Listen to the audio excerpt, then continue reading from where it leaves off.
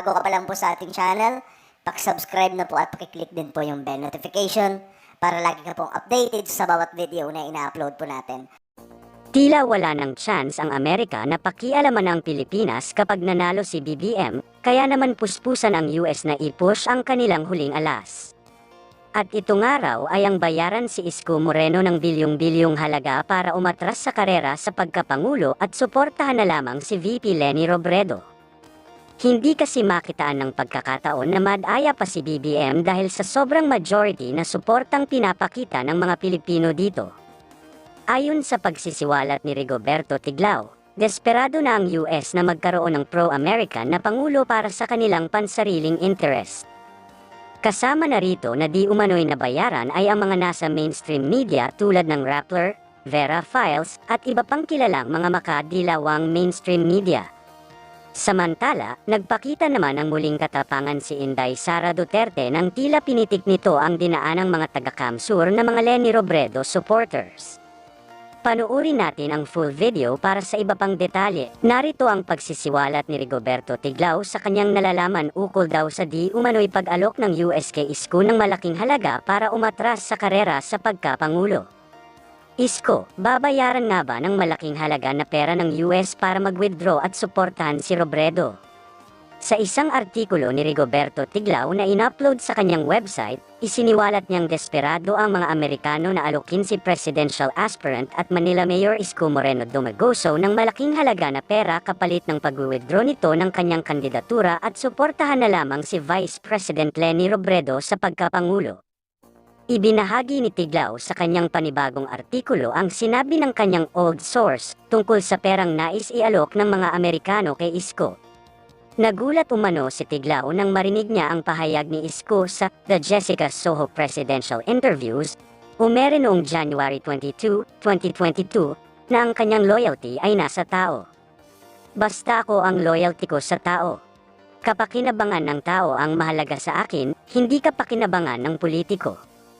Kung mabuti ka at tinupad mo ang sinabi mo, sasamahan kita. Pero kung hindi ka totoo sa sarili mo at sa tao, hindi ako para maging tapat sa'yo dahil ang katapatan ko, sa taong bayan, ani Dumagoso. Ayon kay Tiglao, 2 araw bago sabihin ni Isko ang naturang pahayag, may isiniwalat sa kanya ang kanyang old source na very well connected sa political and business circles.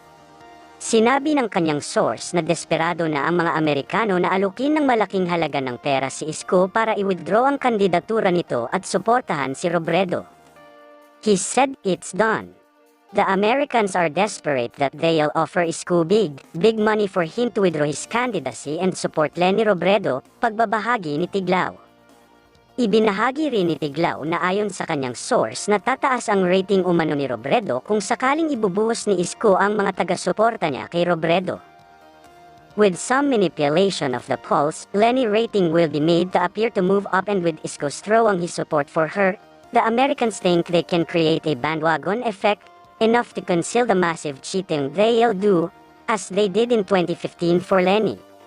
Isko's explanation why turncoatism isn't really bad is what he will say when he withdraws from the race and supports Robredo, that it is for the good of the people, dagdag pa ni Tiglao.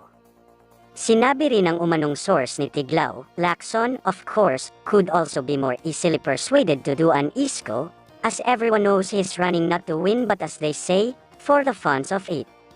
Tinanong ni Tiglao kung magkano yung sinasabing malaking pera. Ang sagot ng kanyang source, how much is an F-35? He rhetorically asked, referring to the US most advanced fighter jet that has been flying over Chinese-held reefs to challenge that superpower's claim. Ani Tiglao, nagkakahalagang $80 million na katumbas ng 4 billion pesos ang F-35. Ito ang maaaring makuha ni Isko mula sa mga Amerikano. Hindi aasa umano ang mga Amerikano sa government-audited funds. Ang mga private foundations umano nito ay nagbigay ng $50 million sa Philippine media outfits tulad ng Rappler, Vera Files, at ang Center for Media Freedom and Responsibility at iba pang NGOs para i-demonize umano si Duterte simula noong 2016. The Americans will not even rely on government-audited funds. Run as private foundations, US entities using the excuse that they are championing human rights and a free press, such as the National Endowment for Democracy and Omidyar Network, have given so far $50 million to Philippine media outfits such as Rappler, Vera Files and the Center for Media Freedom and Responsibility and other NGOs to demonize Duterte since 2016, ani Tiglao. The Americans don't need these traitors if it gets to install Leni Robredo, clearly the most pro-American and anti-China candidate as president, and, therefore, can bankroll that F-35 amount, dagdag pa niya. Dahil imposible umano ang disqualification ni Marcos, ang turncoatism lamang umano ni Isko ang nag-iisang plano ng mga Amerikano upang pigilan ang ikalawang pagkapangulo ng isang Marcos. Desperado umano ang pagnanais ng US na magkaroon ng pro-American Philippine president upang maisagawa ng mga Amerikano ang mga plano nito. What gives my sources claim some credibility is the fact that never since the Vietnam War ended in 1975 has the US desperately needed a pro-American Philippine president as it does now. Bongbong Marcos will likely at the very least follow Duterte's foreign policy of having China and US at an equidistant length from us. Marcos also, of course, knows how the US betrayed his father, abducting him to Hawaii and undertaking a kangaroo court there that portrayed him as a murderous dictator. But he doesn't seem to have that Aquino trait of vengefulness, and he's too realistic to make the US an outright enemy, ayon kay Tiglao. Hirit pa niya, the may election doesn't just involve candidates, different views on how this nation should be run and their real qualifications. Samantala, narito naman ang pagpitik ni Sara Duterte sa mga taga Camarines Sur. Sara Duterte sa Leni supporters, Sir Vice President po ang tinatakbo ko. Patuloy na nagpasalamat si Vice Presidential Candidate at Davao City Mayor Sara Duterte Carpio sa mga taga Camarines Sur kahit na dinaanan nito ang mga supporters ni Vice President Leni Robredo sa kanyang caravan noong February 6.